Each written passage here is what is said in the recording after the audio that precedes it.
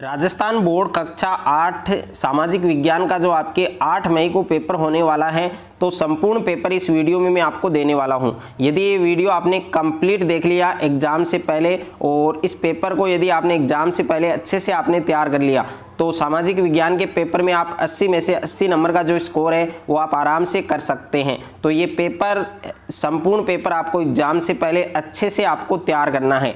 तो सबसे पहले आप यहाँ पर देख सकते हैं कि जो निर्देश है वो आपको दे रखे हैं कि सभी प्रश्न हल करने अनिवार्य हैं और प्रत्येक प्रश्न के सामने उनके जो अंक है वो अंकित है। तो यहाँ पर सबसे पहले आपको पेपर में खंड ए दिया गया है, यानी सेक्शन ए दिया गया है और सेक्शन ए में आपके प्रश्न संख्या 1 है कि भारत का अंतिम वॉइसरॉय था। तो भारत का जो अंतिम वॉइसरॉय है वो कौन था? तो ए ऑप्शन में आपको दिया गया है लॉर्ड माउंटबेटन और बी ऑप्शन में आपको दिया गया है लॉर्ड कर्जन और सी में आपको दिया गया है इरविन और डी में आपको दिया गया है प्रिंस चार्ल्स। तो इस प्रश्न का जो सही उत्तर है वो आपको बताना है और कमेंट बॉक्स में भी इन सभी प्रश्नों के जो उत्तर हैं वो आपको साथ साथ में बताने हैं। उसके बाद में प्रश्न संख्या 2 है आपके कि बक्सर का युद्ध लड़ा गया था। तो बक्सर का जो युद्ध है वो कब लड़ा गया था? तो ए ऑप्शन में आपके 1757 में और बी ऑप्शन में आपके 1761 में और सी ऑप्शन में आपके 1764 में और डी में आपके 1765 में। तो यहाँ पर भी आपको करेक्ट उत्तर है वो इसमें बताना है।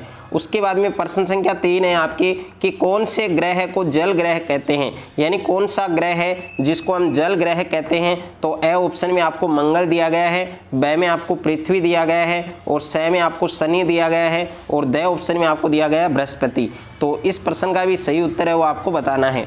उसके बाद में प्रश्न संख्या 4 है आपके कि निम्नलिखित में से कौन सा खनिज अधात्विक खनिजों की श्रेणी में आता है? कि निम्नलिखित में से कौन सा खनिज है जो अधात्विक खनिजों की श्रेणी में आता है?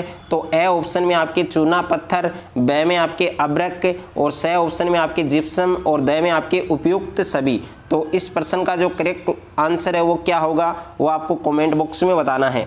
उसके बाद में प्रश्न संख्या 5 है आपके कि निम्न में से द्वितीयक क्रिया का उदाहरण कौन सा है, यानी जो द्वितीयक क्रिया है उसका उदाहरण है वो आपको बताना है। तो ए ऑप्शन में आपको मत्स्य दिया गया है, बी में आपको व्यापार दिया गया है, सी में आपको कपड़ा बुनना दिया गया है और डी में आपको संग्रहण दिया गया है। तो इस प्रश्न का भी करेक्ट आंसर है वो आपको बताना है। उसके बाद में नेक्स्ट क्वेश्चन है आपके क्वेश्चन नंबर 6 है कि राज्यसभा में कितने सदस्य होते हैं? तो जो राज्यसभा है उसमें कितने सदस्य होते हैं? ए ऑप्शन में आपको 543 दिया गया है, बी में 545, सी में 245 और डी में 233। तो इस प्रश्न का भी करेक्ट आंसर है वो आपको बताना है। उसके बाद में प्रश्न संख्या 7 है आपके कि आदिवासियों की अधिक जनसंख्या वाला राज्य है, कि जो आदिवासी हैं उनकी अधिक जनसंख्या वाला राज्य कौन सा है? तो ए ऑप्शन में आपके छत्तीसगढ़, बी में आपके हरियाणा, सी में आपके पंजाब और डी में आपके उत्तर प्रदेश। तो इस प्रश्न का करेक्ट आंसर क्या होगा वो आपको कमेंट बॉक्स में बताना है। उसके बाद में प्रश्न संख्या 8 है आपके कि मराठा शक्ति को सर्वप्रथम किसने संगठित किया? तो जो मराठा शक्ति है उसको सबसे पहले सर्वप्रथम किसने संगठित किया था? तो ए ऑप्शन में आपके शिवाजी, बी में आपके हैदर अली और सी में टीपू सुल्तान और डी में आपके पेशवा बाजीराव। तो इस प्रश्न का भी करेक्ट आंसर आपको बताना है। उसके बाद में क्वेश्चन नंबर 9 है आपके कि निम्न में से कौन सा प्राकृतिक रेशा है? तो इनमें से प्राकृतिक रेशा है वो आपको बताना है। तो ए ऑप्शन में आपको जूट दिया गया है, बी में नाइलॉन दिया गया है, सी में एक्रिलिक दिया गया है और डी में आपको कपास दिया गया है। उसके बाद में नेक्स्ट क्वेश्चन है आपके क्वेश्चन नंबर 10 है कि नगरीय स्वशासन की इकाई है। तो जो नगरीय स्वशासन है उसकी इकाई आपको बतानी है। तो ए ऑप्शन में नगर पालिका, बी में नगर परिषद, सी में नगर निगम और डी में आपके उपयुक्त सभी। उसके बाद में नेक्स्ट है आपके क्वेश्चन नंबर 11 है कि सच्चर समिति का गठन कब किया गया? तो जो सच्चर समिति है उसका गठन कब किया गया? तो ए ऑप्शन में आपके 1992, बी में आपके 1996, सी में 2005 और डी में 2008 है। तो जो सच्चर समिति है उसका गठन कब किया गया था? तो 4 ऑप्शन आपको दे रखे हैं, कौन सा ऑप्शन आपका सही होगा वो आपको लिखना है। उसके बाद में क्वेश्चन नंबर 12 है आपके सही मिलान कीजिए, यानी इसको आपको सुमेलित करना है। जो ए को आपको किससे करना है? बी से। यहाँ पर फरमान है तो ये किससे मिलान होगा? काजी किससे मिलान होगा? स्थायित्व है, जो स्थायी बंदोबस्त है वो किससे मिलान होगा? और मुनरो व्यवस्था है वो किससे मिलान होगी? बिरसा मुंडा है वो किससे मिलान होगा? उसके बाद में प्रश्न संख्या 13 है और प्रश्न संख्या 13 में आपको प्रश्न दिया गया है कि रिक्त स्थानों की पूर्ति कीजिए। तो यहाँ पर रिक्त स्थान दिए गए हैं आपको टोटल 4, तो इनमें रिक्त स्थानों की आपको पूर्ति करनी है। यहाँ पर पहला है कि कानून की नज़र में सभी लोग होते हैं, तो कानून की नज़र में सभी लोग क्या होते हैं वो आपको रिक्त स्थान में लिखना है। और दूसरा प्रश्न है, इसमें रिक्त स्थान दिया गया है और से कम उम्र के बच्चों को मजदूरी पर रखना क्या है, अपराध है, तो इसमें क्या आएगा। और तीसरा है आपके कि संघवाद का मतलब है देश में एक से ज़्यादा स्तर की होना। और प्रश्न संख्या 4 है इसमें कि भारत में वयस्क मताधिकार की उम्र है वो कितनी होती है, तो ये आपको रिक्त स्थान में लिखनी है। उसके बाद में प्रश्न संख्या 14 है आपके कि सिपाहियों को नए कारतूसों पर क्यों ऐतराज़ था, जो सिपाही थे उनको नए कारतूस थे उन पर क्यों ऐतराज़ था, तो ये क्वेश्चन आपके 2 नंबर का है। और उसके बाद में क्वेश्चन नंबर 15 है आपके कि अंतिम मुगल बादशाह ने अपने आखिरी साल किस तरह बिताए, तो अंतिम मुगल बादशाह था उसने अपने जो आखिरी साल है वो किस तरह बिताया था, वो आपको इसमें लिखना है। और उसके बाद में क्वेश्चन नंबर 16 है आपके कि धर्मनिरपेक्षता क्या है, तो धर्मनिरपेक्षता का अर्थ बताना है, इसकी परिभाषा आपको बतानी है। और क्वेश्चन नंबर 17 है आपके कि मीणा जनजाति मुख्यतः किन जिलों में निवास करती है, तो जो मीणा जनजाति है वो मुख्यतः कौन से जिलों में निवास करती है, तो उन जिलों के आपको नाम बताने हैं। और क्वेश्चन नंबर 18 है कि राजस्थान में प्रथम रेल कब व कहाँ चली थी, तो राजस्थान में प्रथम रेल कब और कहाँ चली थी, तो इसमें 2 क्वेश्चन आपको पूछे गए हैं कि एक तो राजस्थान में प्रथम रेल कब चली थी और एक कहाँ चली थी, ये आपको बताना है। और उसके बाद में प्रश्न संख्या 19 है आपकी कि राजस्थान जननी शिशु सुरक्षा योजना का उद्देश्य बताइए, तो राजस्थान जननी जो शिशु सुरक्षा योजना है उसका आपको उद्देश्य बताना है। और उसके बाद में प्रश्न संख्या 20 है आपके कि प्रथम सूचना रिपोर्ट FIR क्या है, तो FIR क्या होती है, यानी प्रथम सूचना रिपोर्ट क्या होती है, तो इसके बारे में आपको लिखना है। और उसके बाद में प्रश्न संख्या 21 है आपके कि पवन ऊर्जा पर संक्षिप्त टिप्पणी लिखिए, तो जो पवन ऊर्जा है उस पर आपको संक्षिप्त में टिप्पणी लिखनी है।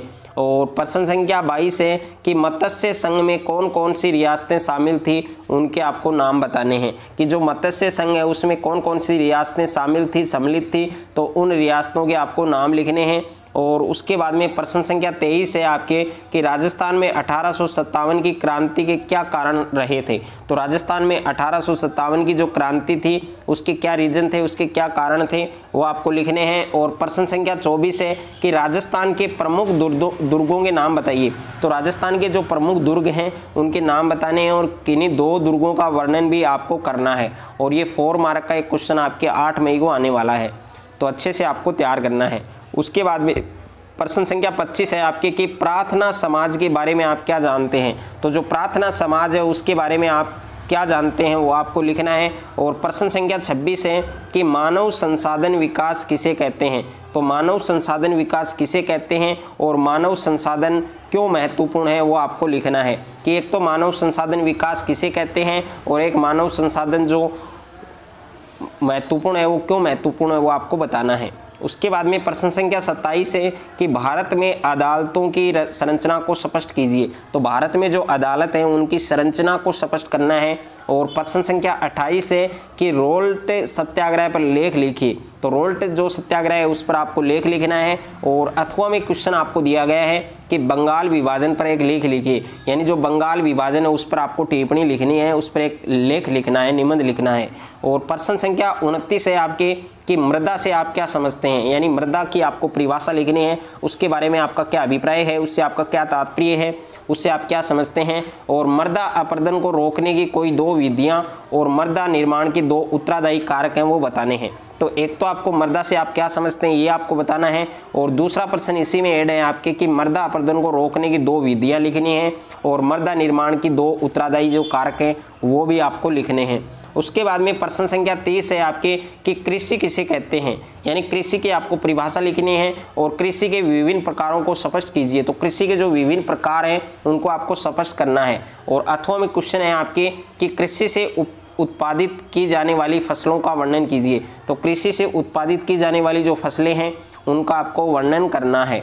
उसके बाद में नेक्स्ट है आपके प्रश्न संख्या 31 है कि भारत के मानचित्र में निम्नलिखित को अंकित कीजिए, तो भारत के मानचित्र में जो 5 स्थान आपको दिए गए हैं, इन 5 स्थानों को आपको दर्शाने हैं। ओके, इसमें से आपको टोटल 6 स्थान दिए गए हैं, लेकिन आपको केवल 5 स्थान है वो मानचित्र में दर्शाने हैं। तो यहाँ पर पहला स्थान आपको दिया गया है हैदराबाद, दूसरा है आपके पटना जो आपके बिहार में है, तीसरा आपके गांधीनगर है, और चौथा आपके छत्तीसगढ़ है, और ये आपके जयपुर है जो राजस्थान में है, और ये आपके बम्बई है। तो इसमें से आपको केवल 5 जो स्थान हैं उनको भारत के मानचित्र में दर्शाना है। तो एग्जाम से पहले ये संपूर्ण पेपर आपको अच्छे से तैयार करना है। यदि सामाजिक विज्ञान के पेपर में 8 मई को आपको तहलका मचाना है, पूरे में से पूरे नंबर फोड़ने हैं, तो कंप्लीट पेपर आपको एग्जाम से पहले अच्छे से आपको तैयार करना है। और इस पेपर का जो पीडीएफ लिंक है वो आपको डिस्क्रिप्शन में मिल जाएगा, तो वहां जाकर आप इस पेपर की पीडीएफ डाउनलोड कर सकते हैं। और यदि अभी तक आपने कक्षा 8 का व्हाट्सएप ग्रुप ज्वाइन नहीं किया है तो उस ग्रुप को भी आप ज्वाइन कर सकते हैं, उसका लिंक भी आपको डिस्क्रिप्शन में मिल जाएगा, और टेलीग्राम ग्रुप का लिंक भी आपको डिस्क्रिप्शन में मिल जाएगा। तो इन सभी ग्रुप को आप जरूर ज्वाइन करें, उनमें पीडीएफ जो लिंक है वो वहाँ पर अपलोड कर दी जाएगी, ताकि आप आराम से ये पेपर है, संपूर्ण पेपर है, ये अच्छे से आप तैयार कर सके।